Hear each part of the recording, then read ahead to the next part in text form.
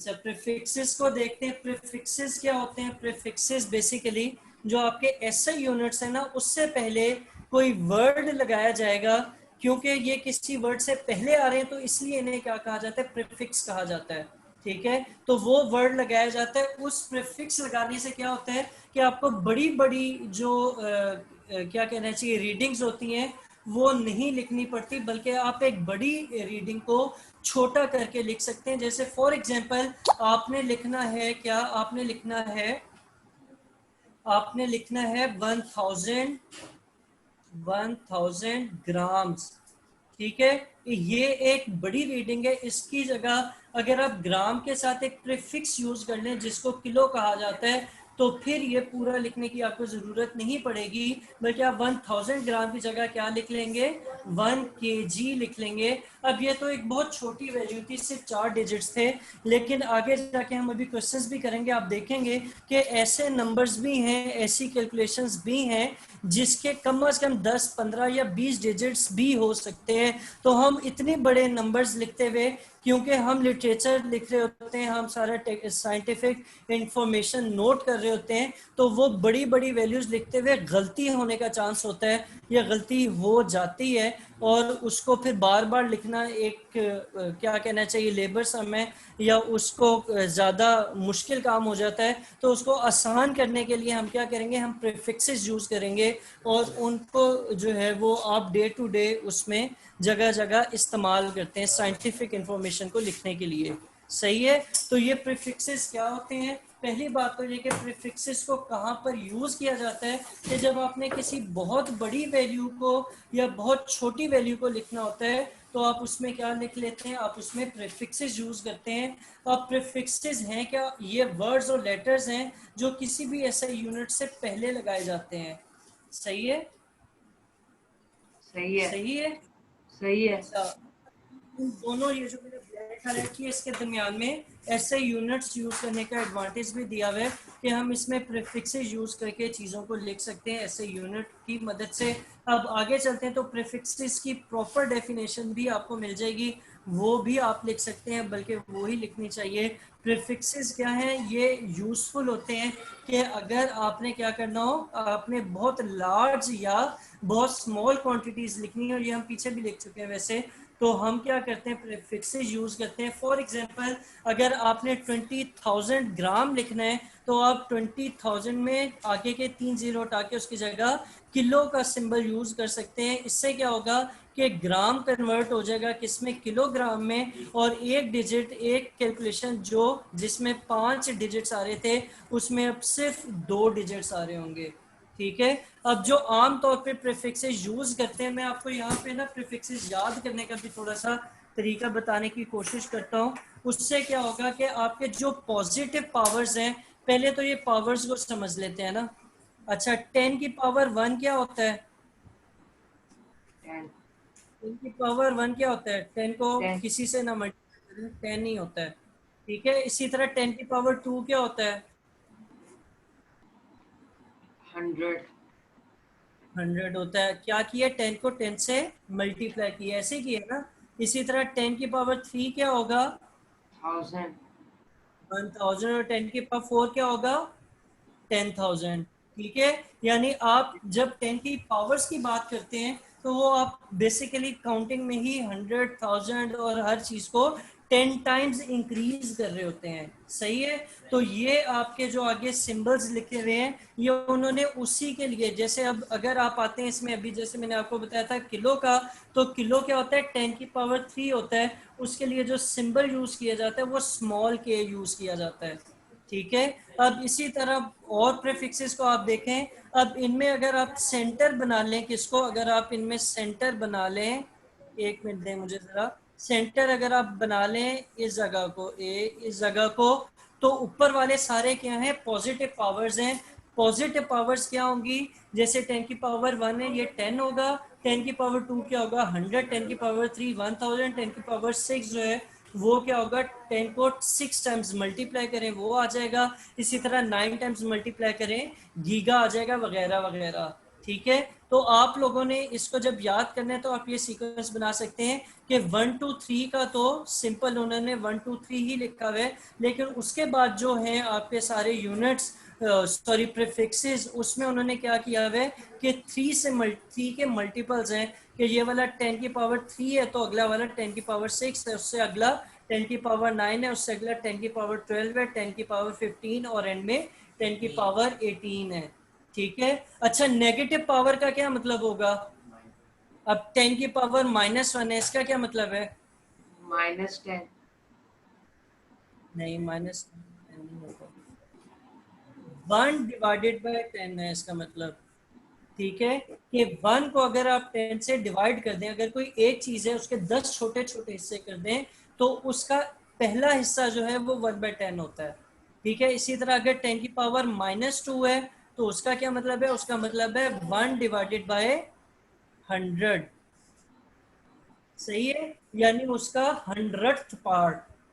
सही हो गया। इसी तरह इसके जो बाकी प्रेफिक्सेस हैं उसमें भी वो डिवीजन ही हो रही है। तो आप लोगों को ये सारा करके जो बताने का मकसद था वो यही था कि अगर आप इसी ट्रेंड को देखें, ये जो आपके सामने बना हुआ ट्रेंड, इसमें क्या हो रहा है कि जो पॉजिटिव पावर्स हैं ये बड़ी क्वांटिटीज को शो कर रही हैं। ठीक है, और जो पावर्स नेगेटिव हैं वो छोटी क्वांटिटीज के लिए आ रही हैं। यानी अगर 2 kg है उसे तो आपको समझ आ गई जी 2 किलो है, लेकिन अगर 0.002 है तो इसका मतलब है कि वो 2 से छोटी वैल्यू है। पॉइंट के बाद और 9 0 डिजिट के दरमियान जितने जीरो आते रहेंगे वैल्यू उतनी ही क्या होती रहेगी? छोटी होती रहेगी। सही है। सही है। अच्छा, अब इसमें जो याद करने वाले कम अज कम भी जो है ना, अब क्योंकि तरक्की हो गई है, पहले हमें नहीं पता था। जैसे हम लोग जब बड़े हो रहे थे, हम जवान नहीं थे, बच्चे थे, लेकिन बड़े हो रहे थे, तो उन दिनों कंप्यूटर जो है शुरू हुआ 98 में।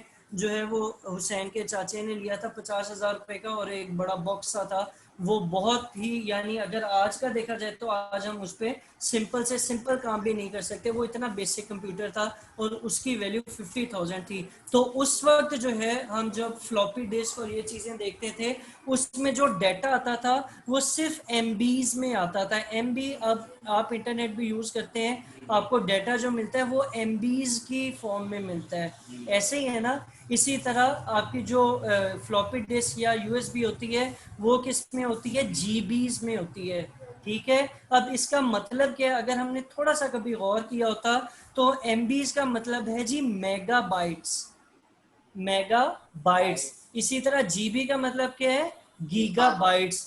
इसी तरह आगे जाके आप सुनेंगे कुछ ही अरसे में, अभी भी सुनने को मिलता है, टीबी भी होता है 1 टेराबाइट, और उसके लिए आप क्या सिंबल टी बी यूज करते हैं। तो बताने का मकसद वो टेरा के लिए होगा। अच्छा, वो बताने का मकसद क्या है कि ये जो बाइट्स है ना, ये डाटा को रखने की, यूं समझ लें कि पैकेट्स हैं छोटे छोटे जिनमें डाटा को रखा जाता है। तो ये जितने ज्यादा बाइट्स होंगे, जितने ज्यादा एमबीज होंगे, वो क्या बनाएंगे? जीबीज बनाएंगे। अगर आपको बेसिक बताऊं तो 1024 बाइट्स क्या बनाते हैं? 1 KB, 1 किलो बाइट बनाते हैं। इसी तरह 1024 किलो बाइट्स 1 मेगाबाइट्स बनाते हैं, और 1024 1024 क्या मेगाबाइट जो है वो 1 GB डाटा बनाते हैं। तो ये डाटा इस तरह बढ़ता रहता है। आप लोगों को वापस लेके आता हूँ इस पे, ये एक्स्ट्रा इन्फॉर्मेशन थी सारी।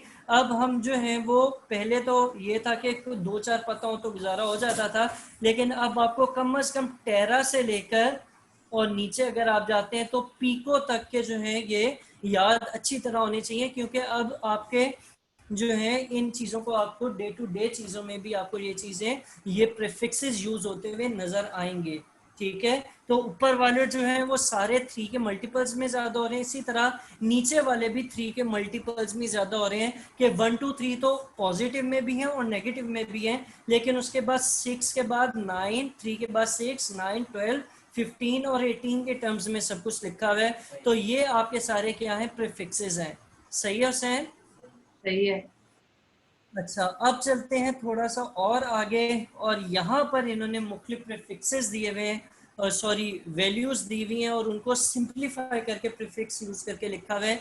जैसे आप सबसे पहले पे आते हैं, जैसे आप सबसे पहले पे आते हैं, यहाँ से हाईलाइट ही करता हूँ, ये क्या है, ये है 200,000, ठीक है। अब इसमें अगर आप आखिरी 3 डिजिट्स को अलग कर लें तो वो इसको जैसे 1000 को 1 मल्टीप्लाई बाय 1000 लिखा जा सकता है, इसी तरह 200,000 को 200 मल्टीप्लाई बाय 10⁻³ या 1000 के तौर पे लिखा जा सकता है। और फिर उससे आगे चलें तो 10⁻³ के लिए कौन सा यूनिट यूज होता था, किलो का। तो हमने देखें 200,000 मीटर पर सेकेंड था, और हमने उसे जब सिंप्लीफाई किया तो हमने प्रीफिक्स यूज करते हुए इसे क्या लिखा, 200 किलोमीटर पर सेकेंड।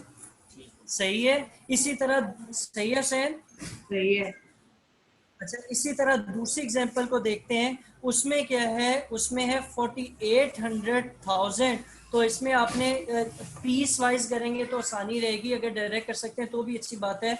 अब इसमें अगर आप देखें तो कहाँ पे आएगा कि पहले 3 जीरो ये वाले आपने सिंप्लीफाई किए, 10⁻³ आ गया, और ये क्या बन गया, किलोवाट बन गया।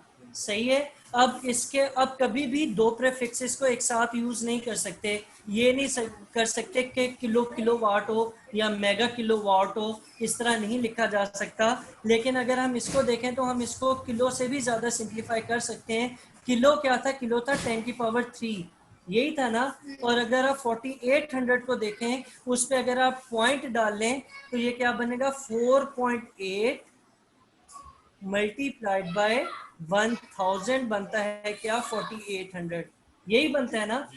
अच्छा, और 100 को क्या लिखते हैं, 10⁻³। यानी हम 4800 को मजीद स्प्लिट करके एक और दफा क्या लिख सकते हैं, हम लिख सकते हैं 4.8 10⁻³ जो किलो वाला था वो वाला आ गया, और 10⁻³ यहाँ से भी आ गया, तो टोटल कितना बन गया, 10⁻6 बन गया।